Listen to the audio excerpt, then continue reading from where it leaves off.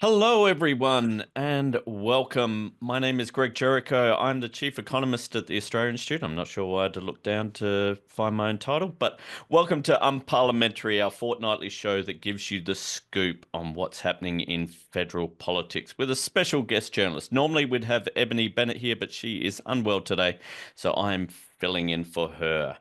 I would like to start, of course, by acknowledging that we live and working and are recording from the Ngunnawal and Ngambri country, and I pay my respects to elders past, present, and emerging. And just a reminder, you can register for all our webinars via our website, which is australiainstitute.org.au/webinars. A few Zoom tips and everything for here. If you haven't used this before, you can type questions for our panelist in the Q&A box, and you can importantly upvote other people's questions too. So we'll certainly be trying to hit the questions that get upvoted. Obviously, keep things civil and on topic in the chat, or our wonderful Pratika, who is moderating the chat, she'll boot you out. Finally, it's a live event and it is being recorded, and we'll be putting the video available up on our website and on the Australian Institute YouTube channel. So let's get straight to it. This week, we are joined by my good friend and I guess colleague, we can say, given I do still write weekly columns for the Guardian Australia, Paul Karp, Chief Political Correspondent. Is that your title? Yep. Chief Political Correspondent at Guardian Australia. Welcome, Paul. How are you this week? Yeah, hello, Greg. Thanks for having me. I'll have to get a ruler out and measure the distance between your column and a news story. But yes, I can confirm, valued colleague. It's been, as we could say, it's been a fairly big fortnight in politics. A little bit has happened. Let's just do a quick recap. You might have heard that there was an election last week. Donald Trump wins the White House after a comprehensive victory in the presidential elections. This, of course, will have global implications. We already know that Trump and apparently Elon Musk have talked to Ukrainian President Vladimir Zelensky about Russia's invasion. Trump has apparently also told Vladimir Putin to call it, and Vladimir Putin said get stuffed. And has kept going even harder. For Australia, of course, we've got the concerns about tariffs, its climate policies, not to mention the the potential impact of 4 more years of MAGA leadership on American democracy. In Australia, it hadn't been all quiet either. We've had the government proposing to ban under 16s from social media, and immigration, which actually fits in nicely with the US election, is back on the agenda. So let's get through it. Paul, the US election, it wasn't in the end really close at all. Trump's not only won the popular vote, the Electoral College, flipped the Senate, probably going to get the House, going to be able to pretty much do everything he wants. What does this mean for the US, do you think? What are we sort of projecting is going to be the situation for the US? Well, I think people need to not panic for a start because, although we would hope that someone of Trump's temperament and, a convicted felon disputing the last election result, you would hope that those things would be disqualifications, and it's incredibly disappointing that they're not, that they weren't in the eyes of the American electorate disqualifications from office. But we sort of already knew that. Polls were 50-50 for months leading into this. And so sadly, we already knew that the US was an extremely polarized and divided society, and that for many people, that was not a disqualification. The reason I say don't panic is that it's a terrible time to be an incumbent government at a period of high inflation. And, while commentators want to pull out certain demographics that swung to Trump, if you actually look at the electoral map, pretty much every part of the country swung to Trump, and it has a pretty simple explanation in terms of people having, very hard material circumstances, making ends meet. And I do also think that there is a reason for the left to take that result and to regroup and argue that they can do better next time with more progressive policies. Like you already see Bernie Mm. Sanders making this argument now that the problem was that, they picked someone in Kamala Harris who had great potential to be the change candidate when she replaced Joe Biden as the candidate, but really squandered that opportunity by not offering a more progressive and radical policy agenda. A lot of the campaign was spent emphasizing threats to democracy, which, people are divided on. Some people think the Democrats are a threat to democracy, doesn't win many votes, appearing with Liz Cheney and campaigning for moderate Republicans as a strategy has fallen flat on its face. But when you look at polling of some actually progressive measures, Trump supporters, even Trump supporters supported some of Kamala's Mm. prescription. So she probably should have run on those policy differences rather than character differences. In terms of what happens now, I mean, your guess is as good as mine, but we can say that we survived the first 4 years of a Trump presidency, but there are troubling signs that he is more organized this time to enact his platform and to exert his will through federal government, and that could have incredibly negative consequences. Yeah, I think certainly comparing it to last time, I think one of the bigger worries, I think, is, and it is kind of easy for us to hear in Australia to say, don't worry. I think if you're a trans woman or man, you would probably be feeling very insecure at this moment. And I would suggest actually the entire LGBTI community knows that they're going to be under attack. Obviously, if you're a migrant, things are not going to be fun, and certainly looking at some of his appointments. I think, though, your point about it's a bad time for incumbents is quite well made, because I was seeing a nice little chart. I think it was from the Economist, and it showed that this is the first year since World War II where every incumbent government that has faced election has had a swing against it. And it's pretty obvious what the reason is. It was the number one reason in a lot of the exit polls: cost of living. Um, Inflation and cost of living really hits hard with governments. And I think with that, um, we can move on to sort of what's the Australian implications. How do you think the Albanese government going to react as they look at what happened over in America? Are they going to be thinking about their own messaging, or what are the dangers lurking for them? Well, so far they've stressed policy continuity. They've said, that the world wants global climate action, and we're still going to advocate for that. We support free trade, and we're still going to advocate for that. Social media and AI regulation, we're going to pursue national priorities, not the sort of free speech absolutism and repealing regulations that Trump favors. So we're going to continue the policies that we already have. In terms of how the Albanese government will approach the election, I think this will confirm in their mind that cost of living is king, and that has to be absolutely the sole message that they campaign on. We know that this was already sort of their strategy. I mean, you saw in the ham-fisted way that they went about deciding that they weren't going to put gender and sexuality questions in the census. The reason that they did that is that they thought that anything that wasn't the economy, anything that wasn't cost of living, would be a distraction for them. It would remind people of the voice referendum, of cultural issues rather than voters' material concerns. So this is sort of a lesson that they already had in mind. We can see that their big policy that they announced recently about cutting student debt and increasing the threshold before you have to start making repayments is very much about the hip pocket nerve.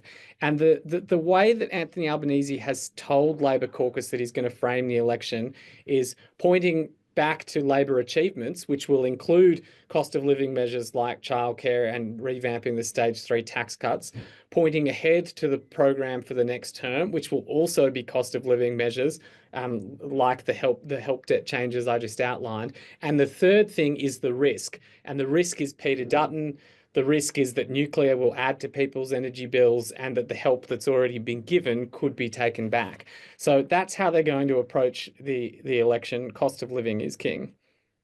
I mean, one of the what I see risks for the government there, and I note, and we'll get to it a bit. They think cost of living is key, and yet they're going to spend the last 2 weeks talking about a social media ban, which we'll get to in a sec. Which is not really going to send people going off to Christmas thinking they're caring about cost of living, but the aspect of the risk of Peter Dutton, I think that's an area where they could perhaps, if they pay attention to the election, realize maybe not a great strategy, because what we saw is that people who considered both of them extreme, both Trump and Harris extreme, mostly voted for Trump.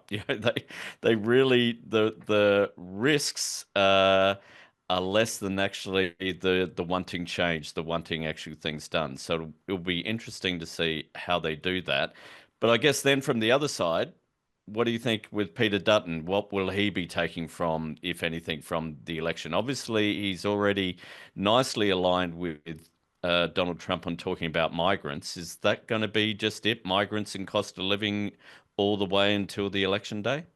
I think you're right about the way Labor's framing Dutton. They've been calling him divisive, as if that sort of implicit comparison to Trump would turn people off. I think they'll stop doing that and they'll start saying that the risk that he presents is taking stuff off you.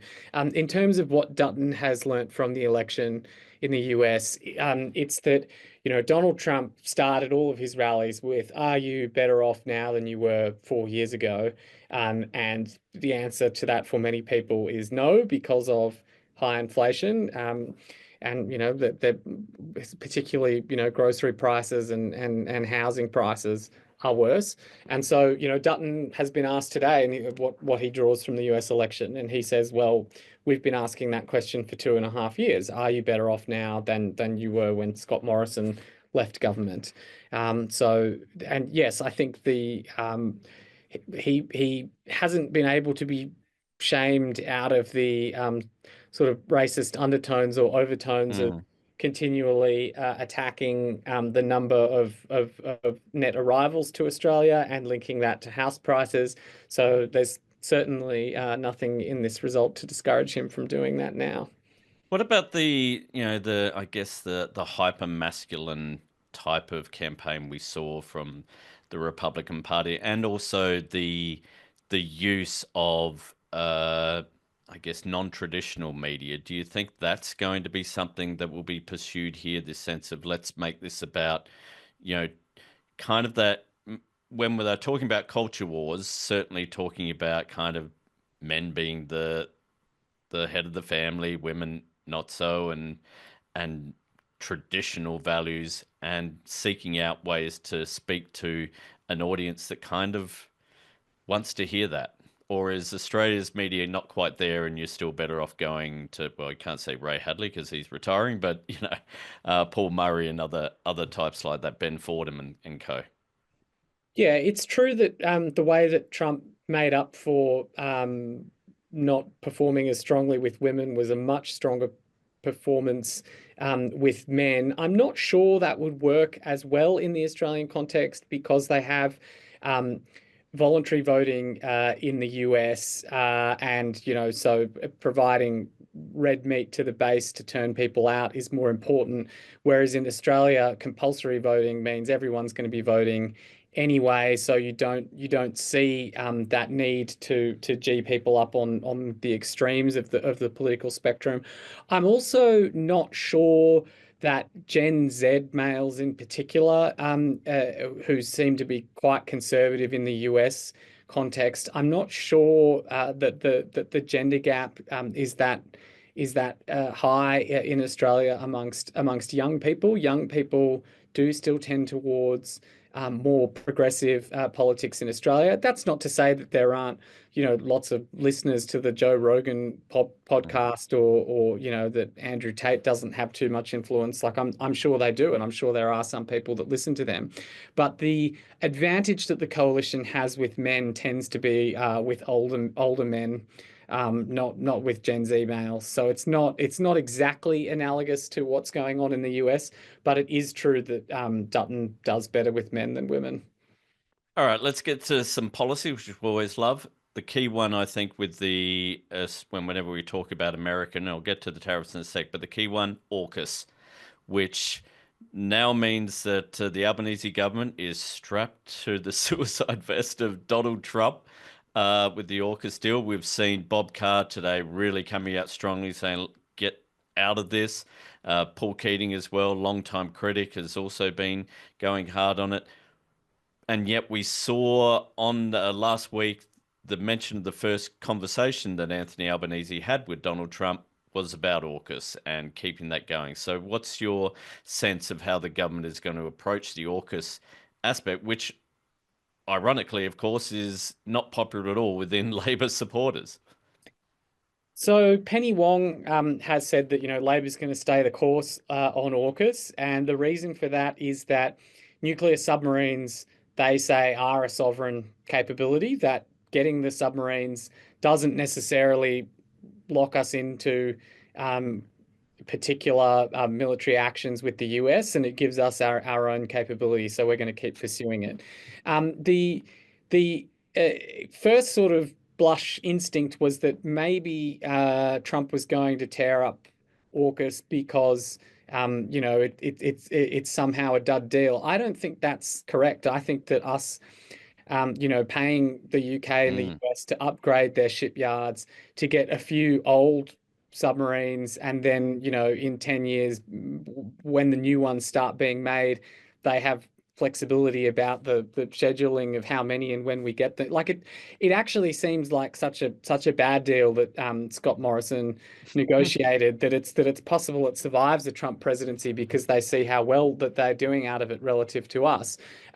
One possible spanner in that works is that JD Vance has given interviews where he has threatened the US's NATO allies that if they don't support the US's free speech agenda, then the US support for the military alliance of NATO might not be there, which I think but creates a weird sort of opportunity for the Albanese government. Could they, in fact, kill AUKUS by regulating the internet and social media so much that Elon Musk turns to Donald Trump and says, "Nah, fuck him. Let's their nuclear submarines." It could be a very novel way to get out of having to deliver Scott Morrison's AUKUS agreement. I mean, look, it would be a great way to do it. But you're quite right. I agree with you. I don't think there's any way Trump would dump this because it is such. Why would you dump an agreement where we're giving them money for something that they don't even have to deliver us in the future? And for all the talk about, oh, it's a sovereign capability. As soon as it's only a sovereign capability if the US decides they don't need the submarines. As soon as they need them, we have to give them back quickly. And I've never known the US military also just think that they've got a surplus of critical submarine capability. So yeah, it would be silly for Trump to get rid of it. The only reason he'd get rid of it is he didn't think of it himself. That might be just the ego thing, but if he actually looked at how badly we negotiated it, he'd be quite um, stupid to do so. And we also always know that the military lobby groups in America are pretty strong, and there'd be a hell of a lot of senators and Congress people telling him, "No, we want this money still flowing." But yeah, I hadn't thought about the killing off free speech as a way to kill off um, AUKUS. What about the obvious one that everyone's, and I feel a bit weird asking you about this, given I'm the one who wrote the column on Guardian about it, but what about tariffs? The line from Trump is 60% tariff on China and 10 to 20% tariffs on everyone else. Jim Chalmers came out yesterday to address this? What was his overall message? Well, Jim Chalmers' message was that Australia is reasonably trade exposed, but not to panic about it. Uh, I, I think the interesting thing will be, well, the one observation I would make about this is that um, the last time he promised aluminium and steel tariffs, the Turnbull government did manage to get us exempt because of our excellent relationship with the US. So it could be that this time it's more absolutist and everyone will be hit, including us, or it could be that, you know, when he was on the campaign trail, he didn't turn his mind to sort of honourable exceptions like Australia. So it may not actually be applied. But Mm. since you wrote the column and you're the expert, I'll interview you. What do you think the impact will be on Australia? Well, as you say, I think the direct impact, if they do the 10 to 20% tariffs, and I think it was 10% for Australia, 20% for some other nations, won't be all that great because about 5% of our exports go to America. So not a big deal. Yeah, there'll be some particular industries that are hurt more than others. The big one is if he follows through with the 60% tariff on China. And because not only does that weaken China, because the US is their major trading um, country or trading partner. But if China starts returning in kind and the EU as well starts returning in kind and we start getting a bit of a tariff war, that's going to hurt us because, yeah, we are very dependent on trade. We're very dependent on China. And I think it was the OECD did a report and point out that if there was a decrease in international trade by, certain percent due to this, basically Australia and South Korea would be the ones who are hurt the most because we are the ones who trade very closely with China. I also wonder if AUKUS will come into play with this. I mean, one given AUKUS is actually such a good deal for Americans, you could basically say, well, if you're going to slap a 20% tariff on us, why should we keep doing AUKUS? Why are we paying you guys money if you're just treating us in a sense like not a friend?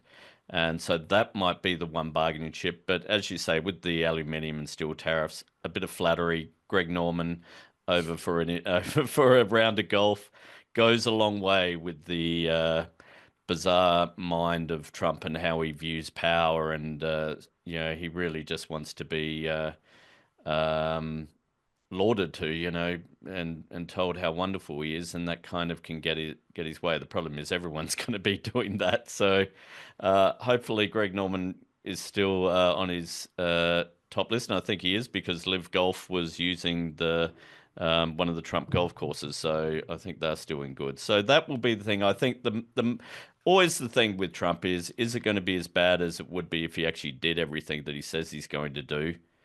Or is it all just bluff and he's saying, oh, if you don't do this one deal, I'll put a 60% tariff on you, China. China does a little thing that is inconsequential.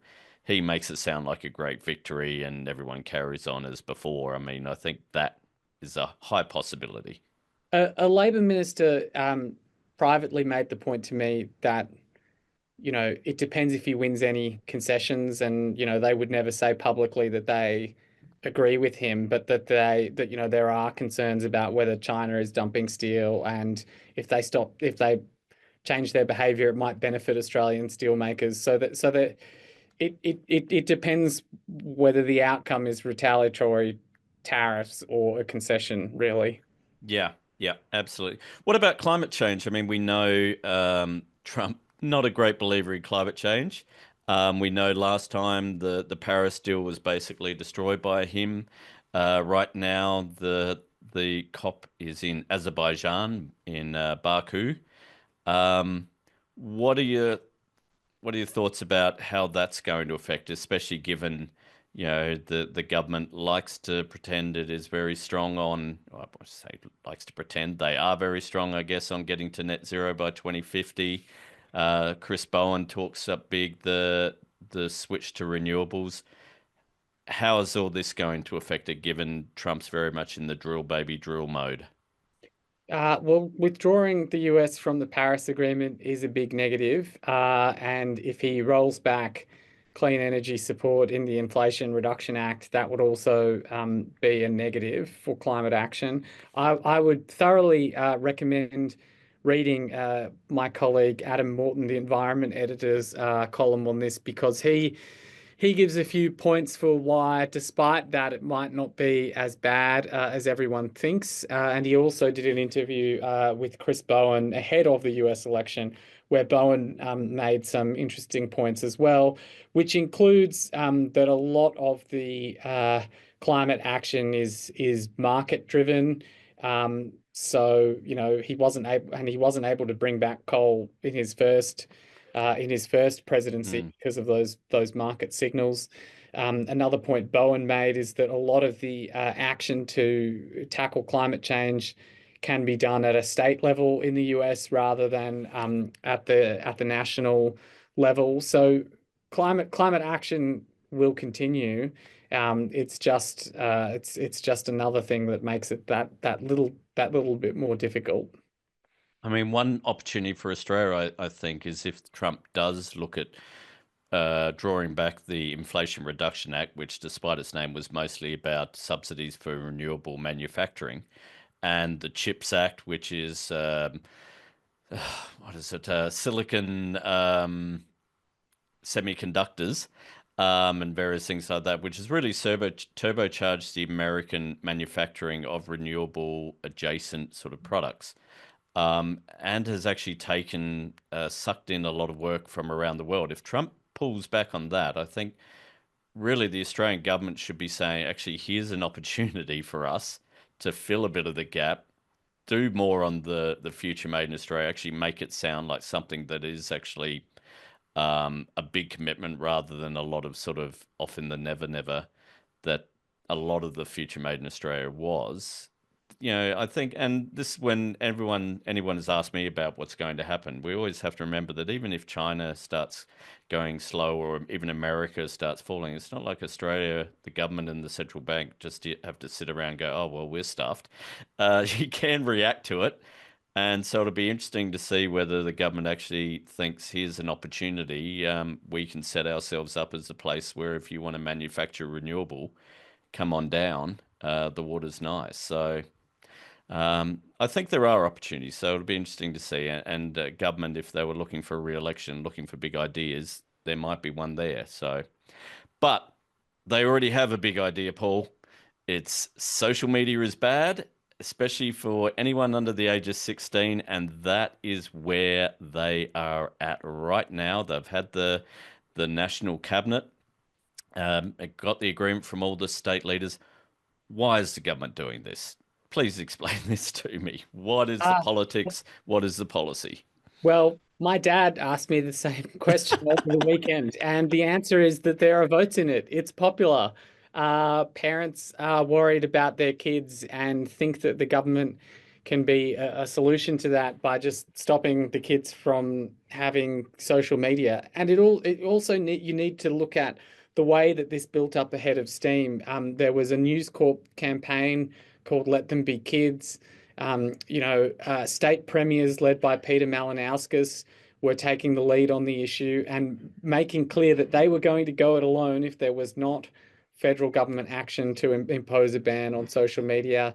Albanese sort of said it was a good idea in principle on a radio show, and it sort of got up an unstoppable momentum about it, where Albanese had a choice where he could either be seen to be dragging his heels and get no credit for it, or he could agree to do a national approach, and then the states would hand the baton to him, and he could run with it. The only problem in all of this is that they can't actually explain how the platforms are going to verify people's age and exclude children from their platforms, which I would have thought would be a pretty important thing to be confident can work before you agree to put it in place. They push the onus on the platforms to do it. So they say, oh, we don't have to explain. They know their users best, so they know how to enforce it. There's a sort of spurious analogy to alcohol where, oh, some kids get alcohol. That's not a reason not to ban selling it to kids.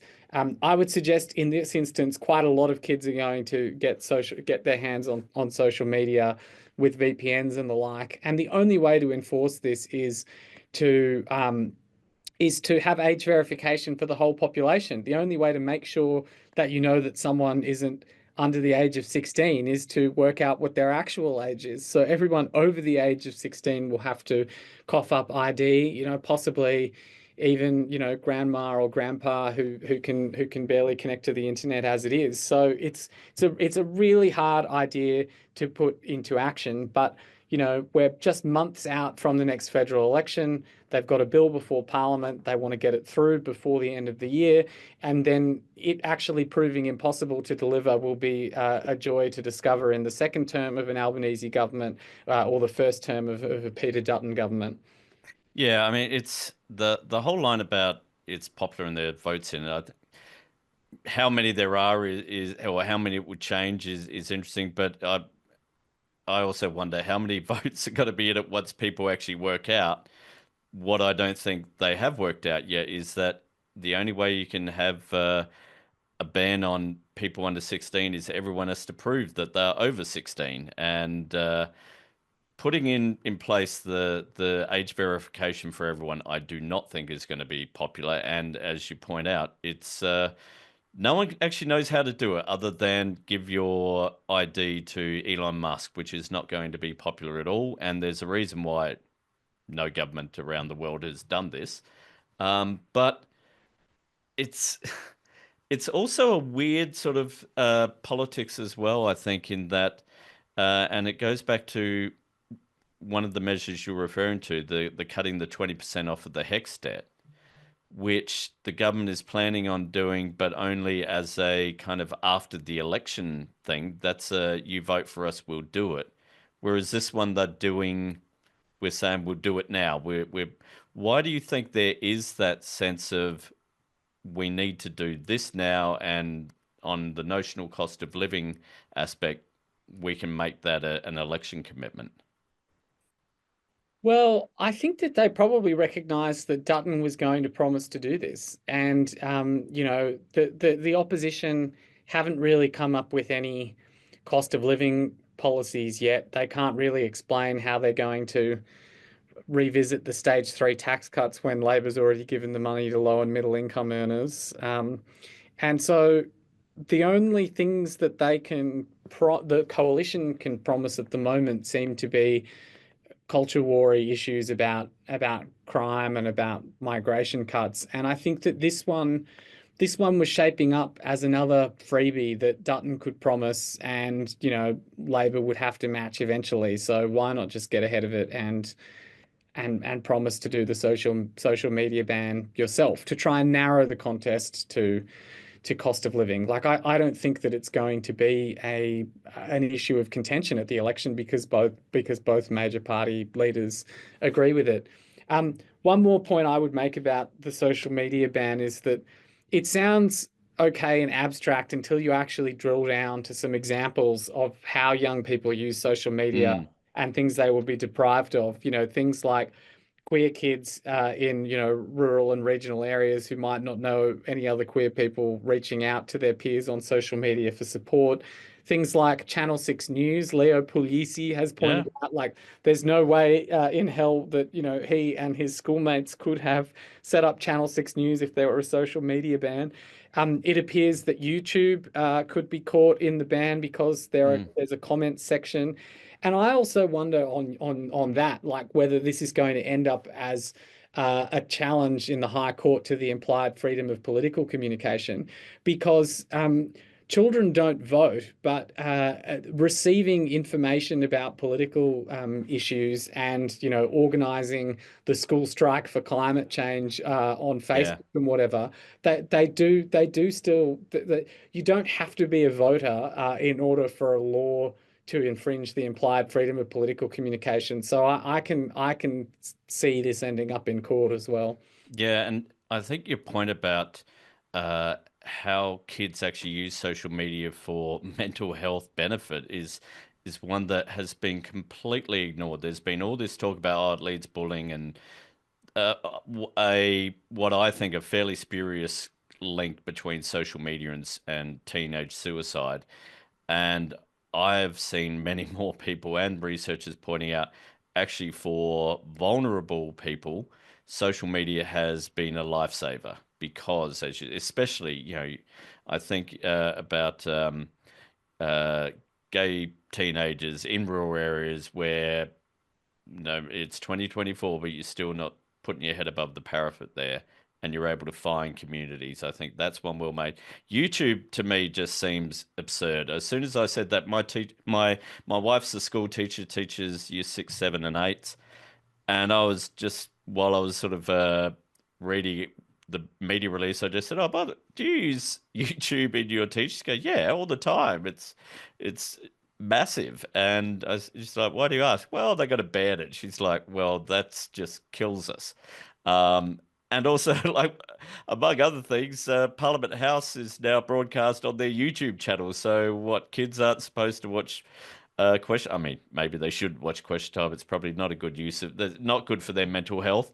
But it is what, as you say, it's one of those things where, oh, this is good. We'll let kids be able to go out and play, and then you just start unpicking it, and it falls apart pretty quickly. And maybe it's a case the government is like, yep, we'll put this in place to come in, sometime at the end of 2025, and we get past the election, go actually unworkable. This isn't the first time the government would have done something like this. Those old enough would remember Stephen Conroy and his mandatory internet filter and all these wonderful ideas. I was actually working at the Department of Communications when that was the thing. There was a lot of mirth around the public servants about it, and we all nodded and went along with it, knowing that in the end it would just be quietly put to one side, and maybe that's what we'll see, or maybe at the least we'll get something like we've got with Instagram, where you do have kind of a teenage type of account where certain things won't be shown. And even with YouTube, if you want to see certain things, you actually have to sign in and prove that you're an adult in a sort of a limited way to be able to view some videos. So maybe that's about as close as we'll get, and everyone will say what a win and move on. Yeah, Let it's there's yeah. a I just say that there are different versions of what this is trying to achieve. So, um, a kids and teenage version of an app might prevent inappropriate content or adults contacting children, child protection Mm, concerns, but it won't stop children bullying each other on the yeah, platform. So, absolutely. is that what you're trying to achieve? And then one of the other ideas is yes, this go out and kick a ball, like go and do Mm, some active sport or whatever. Which it's just um, I, this is obviously such an indirect way of achieving that. mm. I don't think that really stacks up either. Yeah, and I thought Anthony Albanese's response to a question about sort of how children were or teenagers were using this for activism and so forth, and his line of, "Oh, well, when I was growing up, I went around, I door knocked, and I talked to people, and I built it." And I'm just like, mate, Yeah, um, you never, 14-year-olds door yeah, knocking the neighborhood doesn't exactly sound like a and good child protection system to me. And given I'm of his vintage, I can tell you we of our while we were teenagers never organised anything of the scale of the school strike for climate. That was just beyond our even comprehension that you could ever do something like that. And so I think there is a real bit of trouble with the messaging as much as the policy on behalf of Albanese is really coming across as a bit of an old fart, which I'm not sure in light of what we did see with the US election, where we didn't see the younger voters really come out in favor of Harris in the way that you would have hoped, or if you were a Democrat. I don't think he's winning over the young voters here, and it's something that, like for example, I know my wife's class, when they saw this on BTN, which is still a great show and still exists, they were ready to take to the barricades. So it'll be an interesting one to see. But let us move on to something that is just as important and often doesn't get quite the headlines, but certainly does often in a negative sense, and that's immigration, which is back on the agenda due to a High Court decision in the past week. Can you give us a bit of I guess, a précis of where we're at with immigration detention and what's going on at the moment? So, November last year, the High Court ruled that indefinite immigration detention is unlawful. So, if someone is a non-citizen, they don't have a visa and permission to be here, but it's impossible to remove them from Australia, they have to be let out of immigration detention. Otherwise, they will languish there forever. The way the government responded to that was to create new visa conditions for ankle bracelets, electronic monitoring for where those people released were at all times, and curfews. And they got argued up by the coalition to making these harsh conditions the default. So the minister could take those conditions off you if they were satisfied you weren't a risk, but the default was that everyone got them. Now, fast forward a year, and the High Court has ruled that the ankle bracelets and curfews are also unconstitutional for the same reason as the original decision, which is that punishments can only be imposed by courts, not by the executive or by Parliament. So the ankle bracelets have been deactivated. They're coming off. The people in this cohort, there's about more than 200 of them. The curfews have been lifted. But Tony Burke, the new Home Affairs Minister, has remade some regulations so that the ankle bracelets and curfews can be put back on. But under the new system, they have to be satisfied that the person is some sort of risk to the community of committing a serious offence, not just as a default option, it goes on and then we might take it off. So that's the status quo. There's also a new bill that he introduced at the same time, which does a lot of other very interesting things, including giving the government power to pay countries to take unlawful non-citizens off Australia. So they seem to be trying to solve the problem that there are some people that can't be deported because they have protection findings, so they can't be taken back to their country of persecution, or they're stateless. They seem to be trying to solve this problem by creating an ability to pay other countries to take them off us. Is the attempt to pay other countries, is that as much as the actual they do want them to go, or is it a kind of a legal sort of thing of actually we kind of tried, they're not being detained, so we can get around, we can treat them almost as residents? Well, the government hasn't yet said whether they have any countries lined up to do this and who they're proposing to pay. So whether or not this is a real option that will result in people going anywhere is still unclear. The government privately says that this relates to the New Zealand resettlement deal and people who refuse to go to New Zealand. That doesn't make a lot of sense to me because that deal is already in place and it doesn't involve paying them to take people in this cohort. So there's still a lot of unanswered questions, although the potential that I identified in the bill is that it would be possible to pay a country like Nauru or PNG to offer a visa to someone, and then if they refuse to go there because they have no community, no links, and they worry about how they would fare in this completely foreign country. If they refuse to go there, this could be used as a pretext for the government to re-detain that person because they can then say, oh, well, removal is possible. It's just you turned your nose up at the one country we were offering you.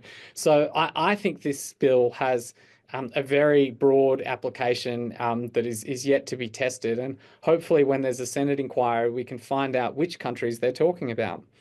Yeah, if they're talking about Nauru, that's a pretty disgustingly cynical act, you'd have to say, on behalf of the government. In a sense, it's a real go back where you came from, in a sense of go back where we put you. Um, and it would be interesting how a court would see that, whether they would see through that as this is not a realistic offer that is being made, but one that is wouldn't be acceptable to in any sort of Australian would view that as an acceptable or true offer. But you're right. It's certainly, if we look at the history of Australian migration policy, good faith and kindness are not things that shine through. I guess the risk for the governors we saw with the issue around visas from Gaza, that the opposition is not all that beholden to the truth. and certainly likes a bit of a scare campaign about who these people are and the dangers to society. So I guess I'd be right in saying that the opposition will be looking for any opening here to run their usual line. Absolutely. And, in addition to this particular issue with people released from immigration detention, we also have the rubber hitting the road on the government's estimates about how far they could drive down net migration, and some new statistics out yesterday, which I won't take you through chapter and verse, but the point is that it's decreasing, but it's not decreasing by as much as the government said it would. And already today we see Peter Dutton making that another line of attack, and linking it to house prices again. So absolutely, they will be going there. Yes. So, I mean, is has the government? I mean, they tried, I guess, last year the line that, oh look, this was your law in the first place that the High Court found unconstitutional. It's not our fault. We're having to clean up your mess. Do you think there's how are they going to approach it? Are they just going to go as hard as they can, or are they? Is there any sort of wriggle room for them on that? So indefinite detention has been a bipartisan project. Labor introduced mandatory detention in the early 90s. Um, and then in 2004, the High Court said that it's legal even if it's indefinite, there's no end in sight. And that's the decision that was overturned last November. I'm pitching to write a book called 20 Years Detained that puts this in proper historical context, which includes that governments of both political persuasions were warned the entire time that 2004 decision was vulnerable to challenge, and one day it would be knocked down. I mean, the way that Labor has dealt with it this time this November as opposed to last year is that they were just a lot better prepared. They had the regulation ready to go to put the conditions back on the people. They had the law ready to go so that it changed the conversation from this loss on Wednesday, and suddenly it was the talk was already their muscular efforts to deport them, and we don't want them in this country at all, is what Tony Burke said in Question Time on the Thursday. Mm. So they were better at managing the politics, and that was because they were more aggressive in their response this time. But let's not forget that the reason that they lost in the High Court last week was because they agreed to coalition amendments to begin with. If they'd held their ground, if they'd kept the safeguards that were in the original bill that they introduced, they might not have been in that embarrassing position. Yeah, I mean that's a really good point there, in that there is always this sense that agreeing the to try and be as most bipartisan as you can be, and always getting pushed further by the opposition, actually isn't always a win, either politically or in this case legally. I guess the other thing with the government this time is that they do now have Tony Burke in the portfolio, whereas they didn't in the past. And you're right, certainly someone who is a lot more forthright and able to get on the front foot. And probably is, if you look back over the past 2.5 years, probably one of their best performers, even in a policy sense, given the stuff that they got through on IR, which had the possibility of being really contentious, and yet you don't really even hear the opposition saying too much about it. Um, we've got a little bit of time left. Let's have a sort of this is um, a a question from not on the agenda. We got a couple weeks of sitting weeks to go. The last week of a sitting week is always just a bit of a hellscape for you guys working there and anyone else in the building, where we have bills going right up until midnight on the last day. Is it just going to be the social media ban, or are there any, what other legislation is the government going to be trying to get through in these last 2 weeks that we should be thinking about? Oh, I would expect a lot more than that. So we are expecting to have introduced and possibly passed in the same session electoral law reforms, including a cap on donations and on spending, so that there's a possible deal there.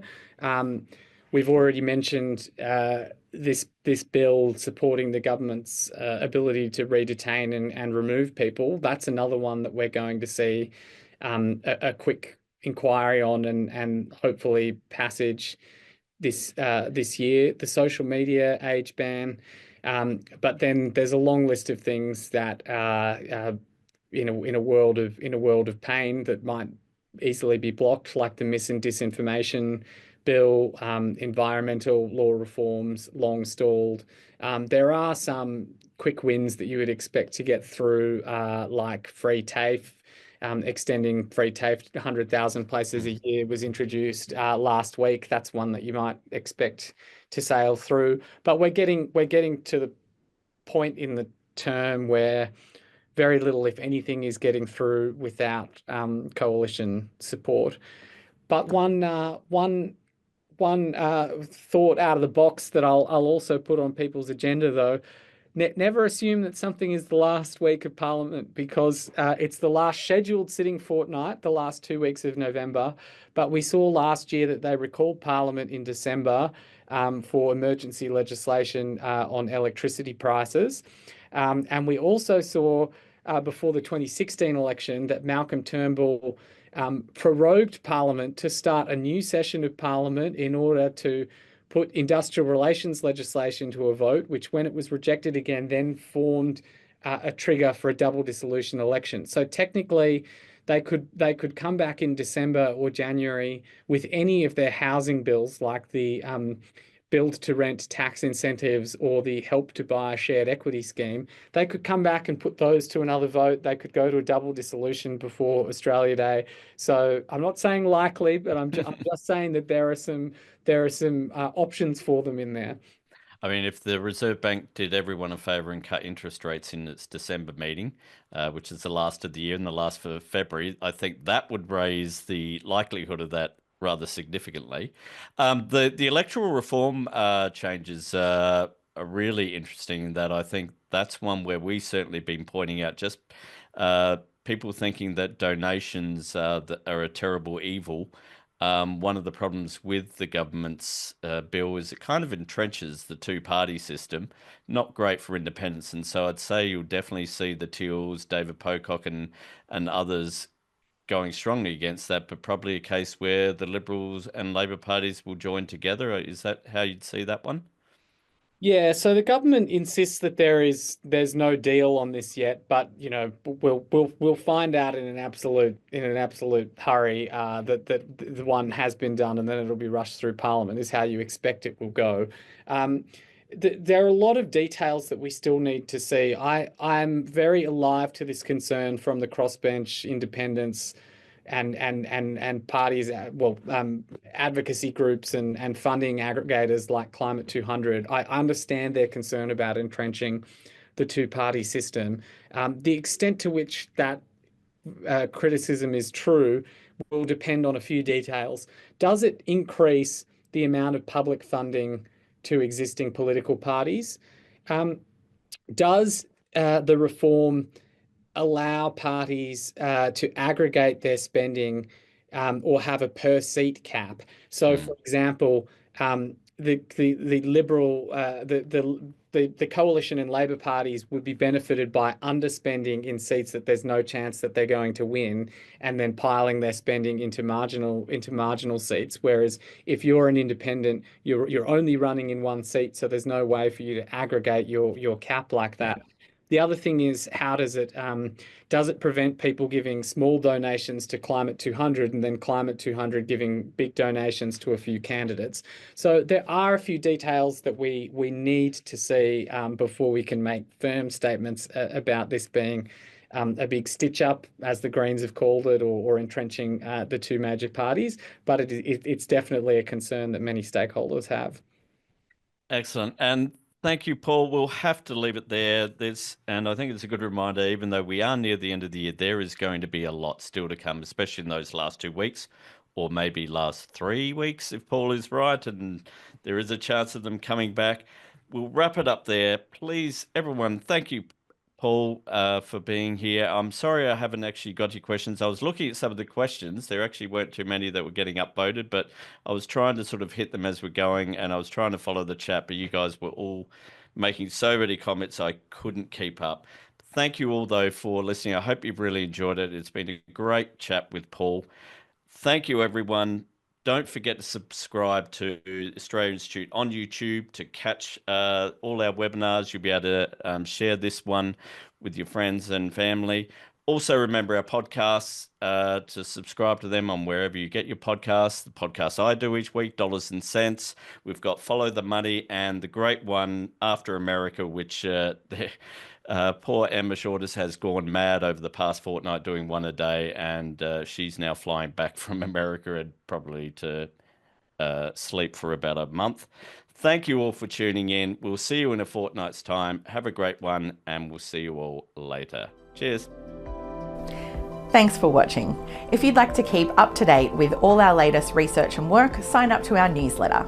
Delivered every fortnight, it includes behind-the-scenes updates from Richard Dennis, an exclusive cartoon from Judy Horacek, details for our upcoming events and webinars, as well as explainers, graphs, and not to mention the latest cutting-edge research and analysis from the team here on the key issues that are facing Australia. Click the button on your screen to check it out.